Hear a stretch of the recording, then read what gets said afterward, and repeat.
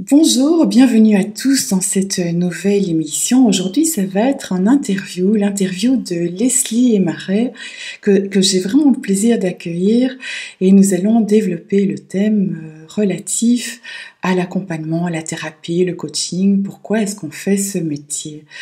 Bonjour Leslie.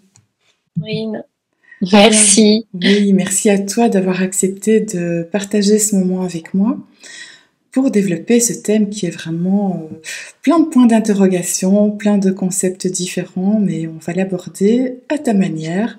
Toi, aujourd'hui, tu te définis comme une accompagnante. Et quel a été ce moment où tu as décidé de faire ce rôle d'accompagnante? Est-ce que tu faisais autre chose comme activité professionnelle avant, ou bien est-ce que tu fais ça depuis toujours?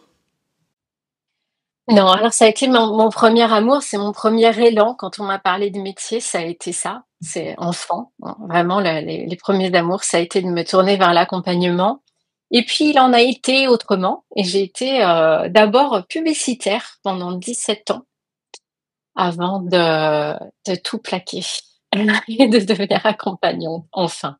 Et il y a eu un déclic? Il y a eu un déclic, oui. Alors, c'est un peu le mal du siècle, hein. Ça va paraître encore, quelque chose de encore tellement entendu, mais j'ai fait un burn-out, donc moi aussi, voilà. Hem, donc un burn-out, pour moi, c'est vraiment un dépouillement du moi. On en parlait en off d'ailleurs au début.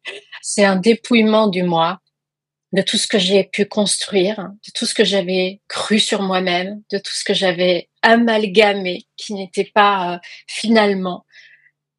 Alors, je vais pas dire pas moi du tout, parce que évidemment qu'il y avait des pistes, mais pas suffisamment moi pour que je me sente pas étouffée dans ma vie. Et donc, j'ai fait effectivement un burn-out et une reconnexion un peu forte, un peu puissante finalement, à quelque chose de plus grand que ce que je croyais être moi, quoi. Mais tu avais aussi, j'ai déjà entendu dans des interviews que tu as données, que tu avais fait des EMI. Est-ce que les deux sont liés pour ce choix que tu as fait ou pas nécessairement? Complètement. Le c'est-à-dire que l'EMI, je l'ai faite dans la petite enfance et heu et en fait, le j'ai fait 2 passages, à 6 mois d'intervalle, à l'hôpital et 2 expériences. Comme j'étais très jeune, j'ai du mal à remettre mes choses dans l'ordre chronologique.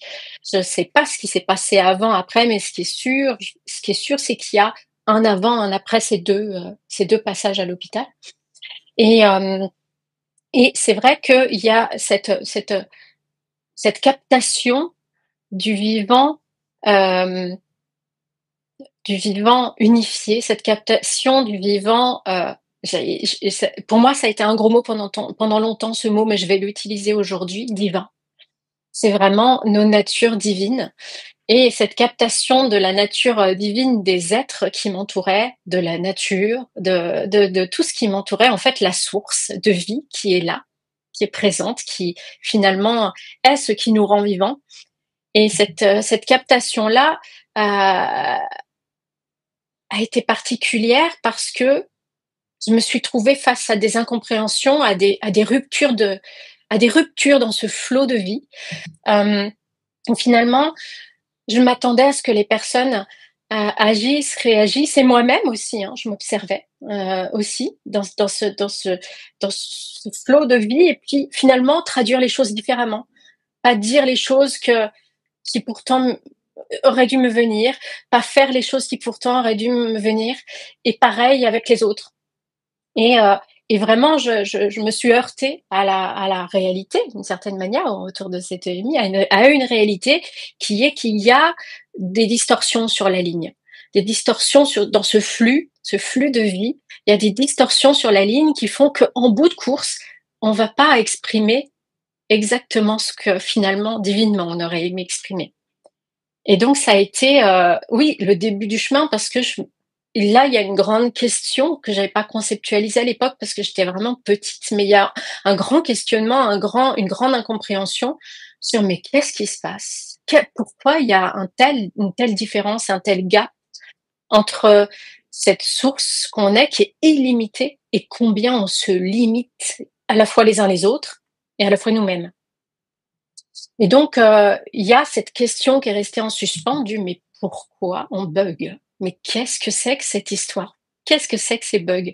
Pourquoi on peut pas vivre cette illimité dans lequel, pourtant qui pousse en nous et qui nous pousse pourtant à aller agir dans ce sens?» Donc ça a été le Mmh.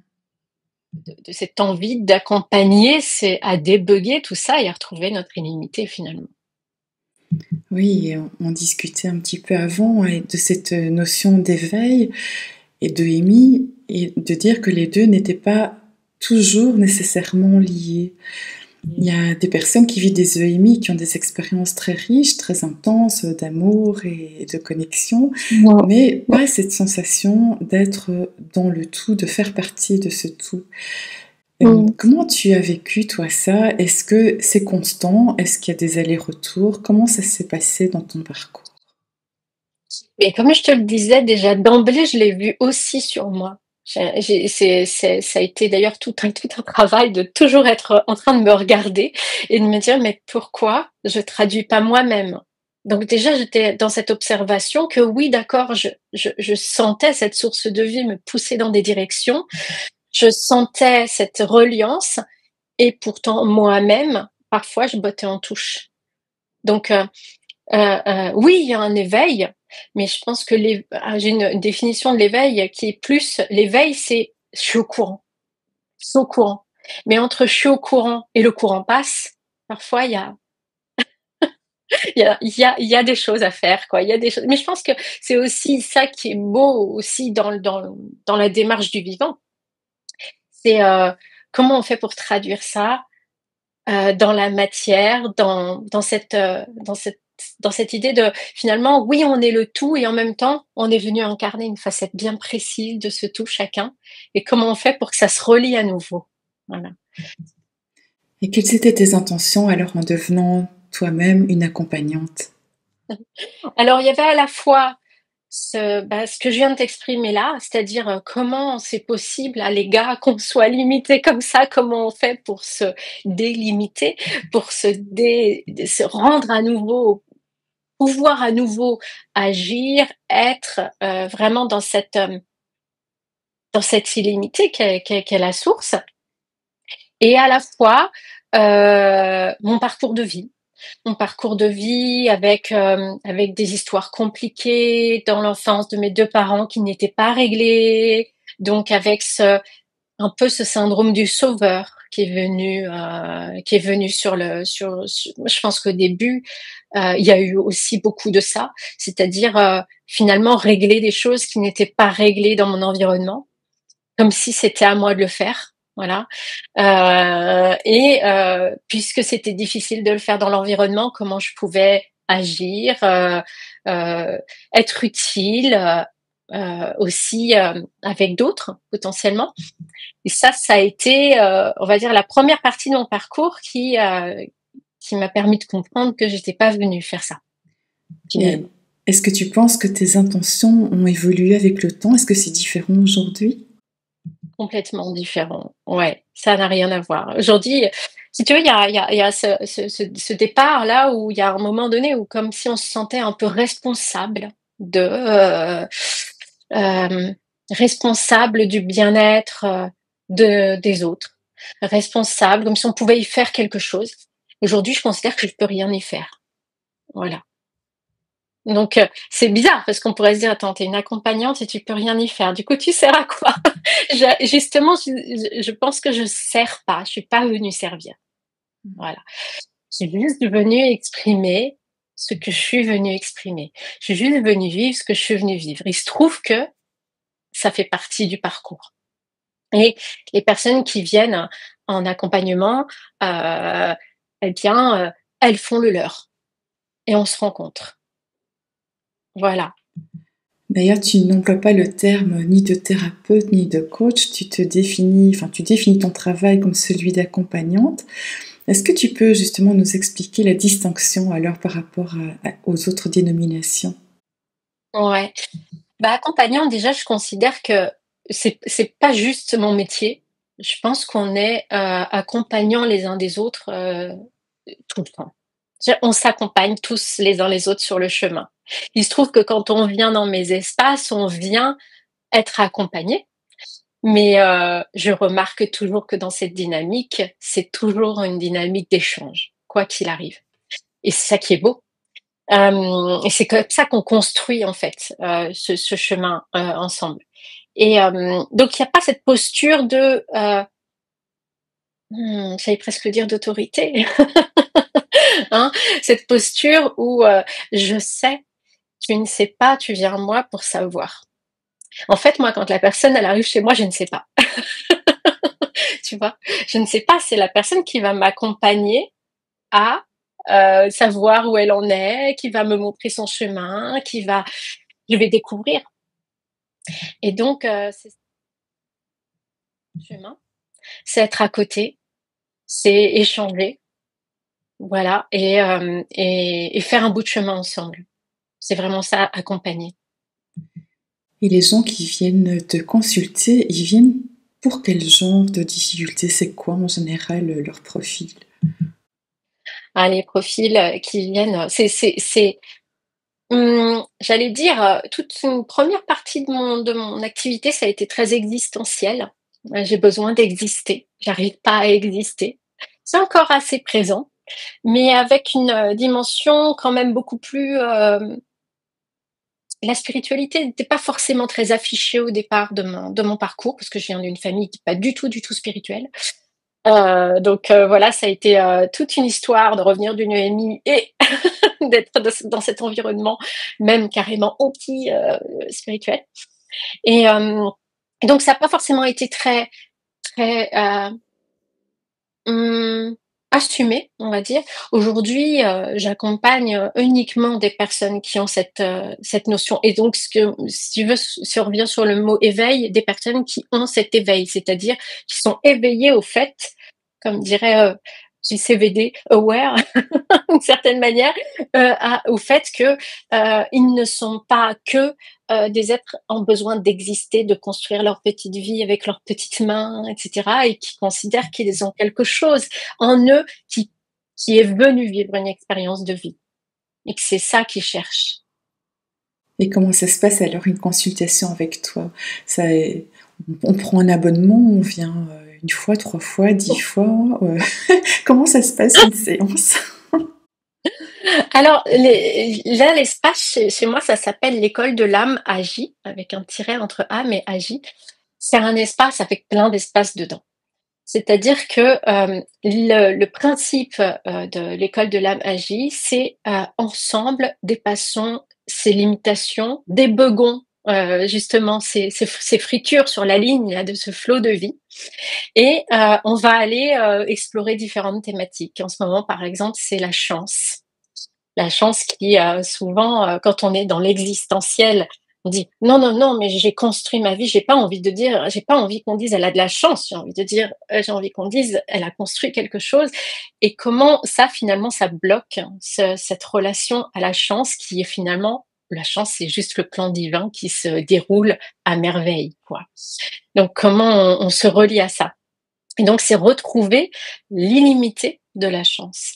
Et ça peut être sur plein de thématiques qu'on va explorer ensemble. Donc, on a des espaces qui sont plutôt des expériences collectives, mais où on va aller s'occuper soit des expériences collectives qui s'appellent les codes sources généralement, des expériences collectives comme ça, où on va à la source des grandes notions. Le code source de la chance, par exemple, on a été à la source, voir vraiment quand ce flot de vie de la chance vient s'exprimer dans la vie, qu'est-ce qu'il essaye d'exprimer, et si on le laisse aller en illimité, qu'est-ce que ça donne.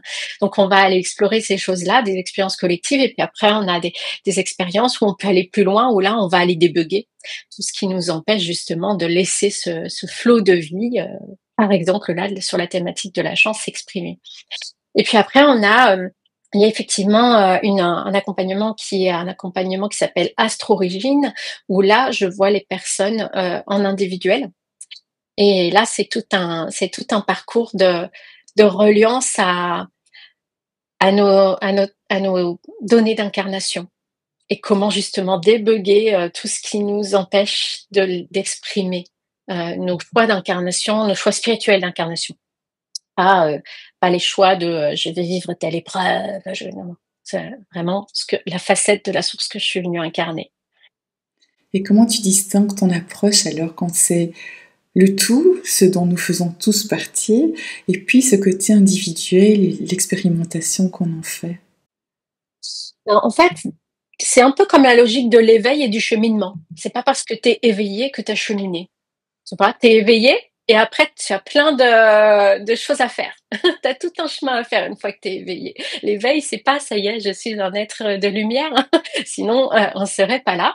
Il y a vraiment tout un cheminement à faire. Donc d'abord, il y a d'abord la notion d'éveil. Et c'est vrai que je commence toujours par, d'abord, on se relie à la source de vie et ce qu'elle essaye de nous dire déjà collectivement sur ces notions. Et ça, c'est pour moi, c'est l'éveil. L'éveil à la notion de chance, l'éveil à la notion de manifestation, l'éveil à la notion de plein de choses. Et une fois que l'éveil est fait, là, on part donc de nous tous, hein, on part de cet ensemble, de l'unité. Eh bien, je vais cheminer vers moi. Quelle facette, moi, de cette chance je suis venue incarner? Quelle facette de la manifestation je suis venue incarner? Quelle facette je suis venue incarner? Et comment je peux retrouver cette illimité, mais dans cette facette? Parce que cette facette-là, elle a beau être juste une facette de la source, elle a une expression illimitée de cette facette.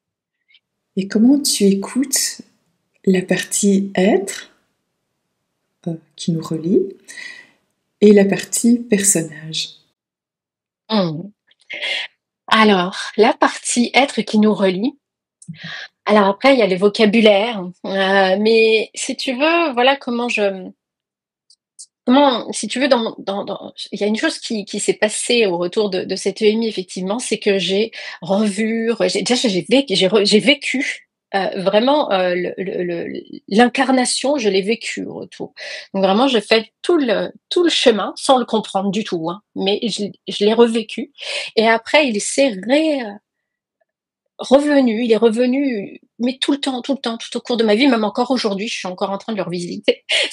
Donc c'est autant dire que c'est un sujet qui est très très large, mais dans les grandes lignes, il y a effectivement cette source de vie que nous sommes, voilà.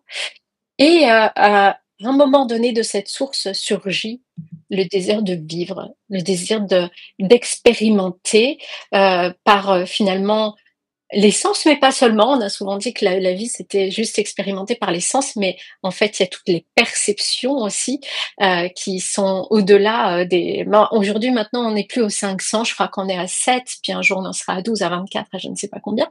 Mais toutes ces antennes, voilà, c'est vraiment les ressentis. Ressentir, percevoir ce qu'on est. Donc faire l'expérience, la source faisant l'expérience d'elle-même, comme on dit, hein. C'est vraiment tout à fait ça. Et se déployant finalement dans cette vie. Parce que pour faire l'expérience de soi-même, il y a un moment donné où c'est super que soi-même soit plein de facettes, se regardant, s'expérimentant. Et finalement, on est un peu tous et toutes ces facettes. Donc on est la source à nous tous. Donc, très différent parfois de certains discours où j'entends «je suis Dieu» et les autres ne sont que des projections de ma divinité. Non, on est Dieu à nous tous en fait. Enfin, c'est en tout cas c'est comme ça que je le perçois, que je l'ai reçu et que c'est ça que j'ai envie de transmettre. Euh, et si tu veux, il y a ce truc de, effectivement, il y a un moment donné où la source, donc se déployant, va déployer toutes ces facettes. Si je suis une facette de la source, il y a un moment donné où je vais donc faire des choix. Je vais choisir, par exemple, d'être terrien et pas d'être syrien ou siriusien plutôt. Je vais choisir choisir de m'incarner sur Terre. Je vais choisir de m'incarner en tant que femme, puis en tant que Leslie, puis en tant que etc etc. Et tout ça, c'est vraiment je vais aller préciser la facette de la source que je suis venue incarner. Et après, le but, c'est de retrouver cette illimité de cette facette, donc de vivre les expériences illimitées de cette facette pour pouvoir aller l'expérimenter et bien sûr au contact des autres, sinon ça sert à rien. On n'est plus dans la notion même de la vie qui est de la source expérimentant à travers elle-même finalement, à travers la vie. Ouais, j'aime beaucoup ce que tu viens de dire là parce que c'est une réflexion qui m'a aussi traversée, interrogée parce que moi aussi quand les gens disaient je suis Dieu, j'avais un petit peu de mal avec ça parce que à la fois bien sûr quand on s'éveille on sent qu'on est le tout, qu'on fait partie de ce tout, mais comme tu le dis, je suis tout à fait ok avec ça aussi, c'est tous ensemble et c'est pour ça que c'est Ouais. important que tout le monde s'éveille un jour ou l'autre quand ça sera le moment pour lui de le faire bien sûr. Et j'aime bien aussi que tu abordes le sujet extraterrestre, on va dire, ou extraplanétaire, parce que là aussi, il y a une question qui m'interpelle, c'est pourquoi, quand on est connecté à la source, on se met encore à prier ou à chercher de l'aide vis-à-vis de tout ce qui finalement fait partie au même titre que nous-mêmes de ce tout. Ah, c'est une super belle question que j'adore. Et oui, mais pourquoi? Parce que c'est dans les moments où on bug qu'on pense que la solution, elle est à l'extérieur, parce on a l'impression qu'elle n'est pas à l'intérieur. Donc, dans les moments où il y a de la friture sur la ligne, et c'est légitime. Dans les moments où il y a de la friture sur la ligne, on se dit, mais c'est où? Et en même temps, j'ai envie de dire, la solution n'est pas toujours que dans ma facette. Peut-être que la solution est dans la relation à la facette de l'autre aussi. Donc, c'est pour ça, c'est aussi, tu vois, le truc de tout est en nous. Eh bien, tu vois, là aussi, j'aurais tendance à nuancer. C'est vrai que tout est en nous. La facette que je suis venue incarner, elle est en moi. Clairement, la source, vu que ce n'est qu'un continuum finalement, elle est moi, c'est vrai. En même temps, en tant que facette de la source, parfois, je suis quand même venue expérimenter la vie à travers les autres et parfois, en fait, la solution, elle est dans la relation. Elle est dans la relation à l'autre. Elle n'est pas toujours que à l'intérieur de moi. Elle est dans la magie qui va se créer entre moi, l'autre, le monde, la vie, et éventuellement les étoiles aussi. Voilà, en fait, l'univers. Et c'est ça quand on dit je demande à l'univers. Finalement, l'univers, ce n'est jamais que nous tous. Finalement, incarnant les facettes de cette source. Oui, tout à fait. Alors, tu sais, moi, je fais de la peinture et c'est exactement la représentation de ce que tu viens de dire. Toutes ces différentes Mhm. strates, toutes ces différentes couches, ou niveaux, ou fréquences, peu importe comment on les appelle, mais qui font toutes partie de ce tout et qui sont quelque part reliées entre elles aussi, puisqu'elles font partie du tout. J'aimerais savoir autre chose, c'est dans ta pratique, comment résonne le mot guérir? Alors, il y a tout. Bah, voilà, je rigole. C'est dans la joie. J'ai vécu toute cette première partie en tant qu'accompagnante à aller dans la douleur, dans la souffrance, à dire il faut plonger dans la souffrance pour aller. Et en réalité, pourquoi voir nos pardons comme de la souffrance? Pourquoi voir nos bugs comme des problèmes en fait? C'est juste humain, c'est juste notre humanité. Moi, j'adore l'humanité. Je trouve ça, voilà, je suis émue. Je suis émue parce que c'est beau en fait.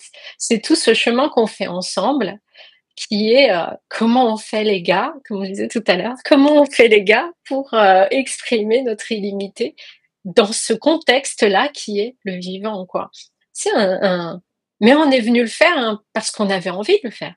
On est venu le faire parce qu'on était en joie de le faire. On est venu le faire de gaieté de cœur.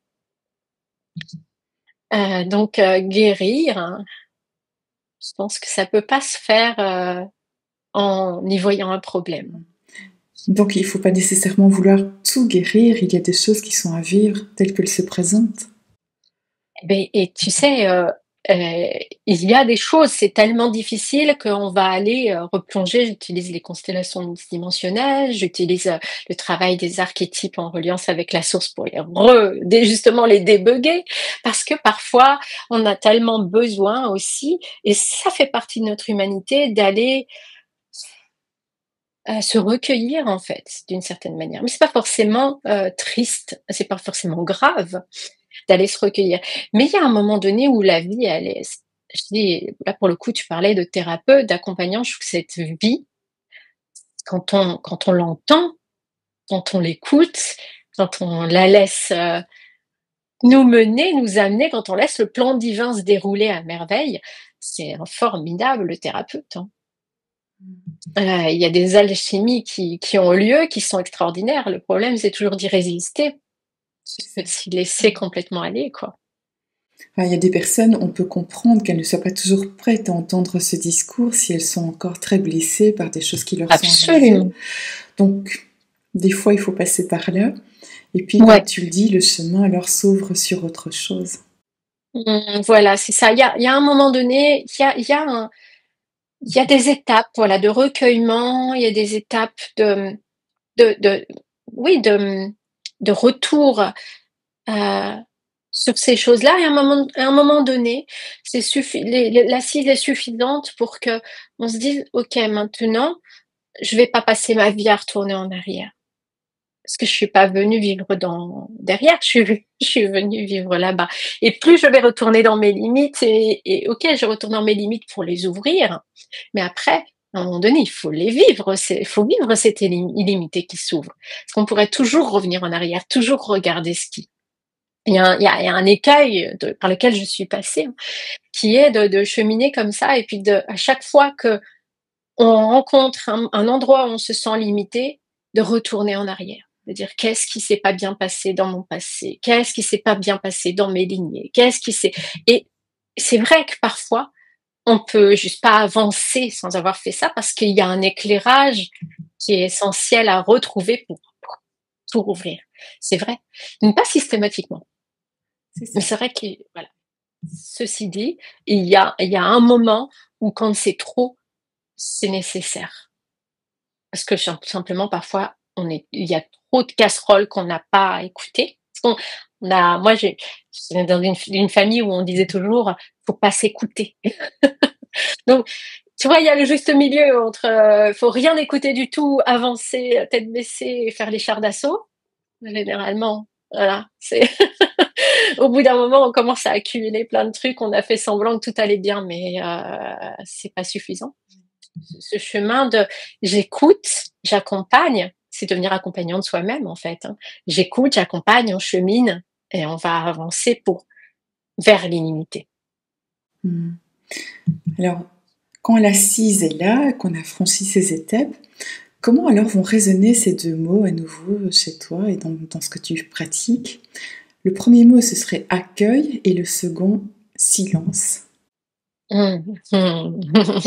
Ah, tu vois, je souris parce que accueil et silence, quand il y a cette assise, c'est un délice. C'est un espace d'accueil, à la fois de soi, de l'autre. C'est un espace de reliance. C'est retrouver finalement cette, ce dont on parlait tout à l'heure, cette unité. C'est à un moment donné, quand tu fais silence et accueil, tu s tu mets plus de côté des parts de toi, tu mets plus de côté des parts de l'autre, donc tu es plus séparé. Tout est là et tu retrouves ce niveau de transcendance dont on parlait au début qui est: «Waouh! OK, là, on est le tout et on est le tout, y compris l'humanité en train d'essayer de se débugger comme il peut, en train d'essayer d'avancer comme il peut et qui fait partie de la beauté de ce mouvement, source de vie qui s'incarne. Alors pour toi, c'est devenu une activité que tu maîtrises bien. Qu'est-ce que tu donnerais, toi, comme conseil à toutes les personnes qui, elles aussi, ont envie de devenir thérapeute ou accompagnant? Ça serait quoi ton point de vue là-dessus? Moi, j'aurais déjà envie de leur dire, qui tu veux aider. Qui tu veux aider. Profondément, est-ce que tu y vas par peine, parce que tu as de la peine pour quelque chose? Ou est-ce que tu y vas dans la joie, parce que tu as de la joie? Probablement, il y a un peu des 2. Mais c'est un petit peu de faire la part des choses. À combien c'est la peine, à combien c'est la joie qui me pousse dans ce mouvement-là. Et tant que la peine est lourde, hem, ça va être important justement d'être dans cet accueil. Ça va être important d'utiliser cette part de gaieté, cette part de joie et de la remettre là, sur ta propre peine. La peine que tu as pour les autres, la peine que tu as pour le monde, la peine que tu as pour toi. Toute cette peine, elle a tellement besoin de cette partie. Ça va être bien, c'est gai, c'est joyeux, c'est bon, c'est le bien-être, c'est le beau, on va aller vers quelque chose de magnifique. Serre-t'en pour ça. Commence par là. Ça, je pense que, voilà, ça m'aurait fait du bien de l'entendre en tout cas, au début, de mes accompagnements et ça veut dire ce qui ton mouvement en réalité d'âme, quand tu vas vers l'accompagnement, ton mouvement d'âme, c'est d'aller vers le beau, le bon, le bonheur, la joie et cetera. N'oublie jamais que c'est ça qui te guide et pas: «Je veux release the pain». C'est pas ça. Ça, c'est c'est une projection de tes propres douleurs, de tes propres souffrances. C'est le seul moyen d'apaiser ça, c'est ton mouvement du cœur, là, le truc qui fait bam bam à l'intérieur et qui dit: «Eh, on va faire quelque chose de super. Voilà, on va avancer ensemble. Ça va être super». On part de là et tout, voilà, déjà, c'est poser ça sur toutes les parts qui sont encore lourdes. Voilà et remettre du mouvement. C'est n'oublie pas de vivre. Voilà, ne passe pas ton temps à te retrouver collé, scotché, alourdi dans, la souffrance, les douleurs et cetera, quelles qu'elles soient. Parce qu'en fait, la solution, elle est pas là, elle est dans justement ce qui te pousse à avoir envie d'accompagner, qui est ce beau et ce bon que tu y vois. C'est là, vraiment et là, ça demande de vivre, ça demande d'avancer, ça demande de continuer, pas toujours de retourner en arrière. Parce que si on est que en arrière, on va s'engluer. Moi, j'ai une de mes pratiques s'appelle l'hypno-alchimie parce que l'alchimie, c'est vraiment quelque chose qui me parle et l'alchimie, c'est transformer le plomb en or et l'or, pour moi, dans mon point de vue, dans ma vision, l'or, c'est ça. C'est ce truc de: «On va faire un truc super». On est en train de le faire. On sent l'élan, on sent que ça nous anime. On est animé par ça. L'or, il est déjà là. Si tu vas sans cesse dans la souffrance, la douleur, release the pain, enlever les problèmes, etc., etc., en fait, tu vas dans le plomb, tu vas être plombé.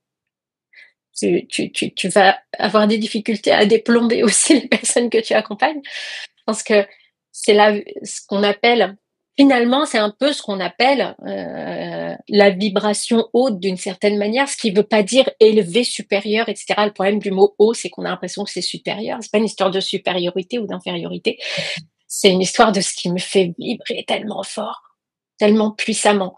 Donc quand tu sens que tu as envie d'accompagner, veille au grain sur tout ce qui fait release the pain, attention, la souffrance, la douleur, ce qui me fait de la peine, et cetera. Veille là-dessus depuis ton or, vraiment cette vibration de ça va être super, on va faire quelque chose de génial, qui est vraiment cette vibration de reliance. Waouh, merci beaucoup Leslie. Merci pour tout cet entretien. Je vais te laisser le mot de la fin, bien sûr, mais je voudrais vous dire que tous les liens de Leslie se trouvent bien entendu dans le descriptif sous cette vidéo. Donc n'hésitez pas, si ce qu'elle vous dit eh bien, vous parle, eh bien, d'aller voir ce qu'elle vous propose. Leslie, en guise de mot de la fin, j'aurais encore une toute petite question. Et puis tu dis ce que tu as envie de dire pour terminer, bien sûr. Comment peut-on, comment pourrais-tu, en une phrase, résumer l'accompagnant, l'accompagné et le tout? Mmh. C'est sûrement celui-là. C'est celui qui voit que l'accompagné est le tout, qu'ils sont le tout, accompagnant, accompagné aussi. Ça y est, j'ai envie d'en dire plus qu'une phrase. C'est terrible, hein. Non, c'est pas ce nom, alors vas-y.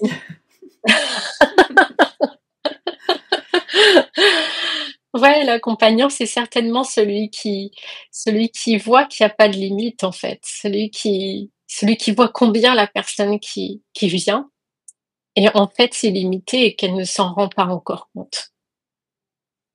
Voilà et c'est créer ensemble, recréer cette illimité ensemble. Merci Leslie. Merci à toi, Sandrine. Je vous remercie tous d'avoir suivi cette émission. Je vous invite à découvrir ma nouvelle chaîne YouTube qui s'appelle Art TV Sandrine Dupuis, sur laquelle sont remis tous les interviews qui se font le mardi soir sur la chaîne de Philippe Ferrer, on ne vous demande pas d'y croire, et également une proposition de trucs et astuces quand on aime la peinture, quand on a envie de développer ce talent ou quand on est un artiste confirmé, qu'on a besoin parfois de renouveler sa créativité. Donc, invitation cordiale à vous tous, le lien est dans le descriptif et je vous dis à très bientôt.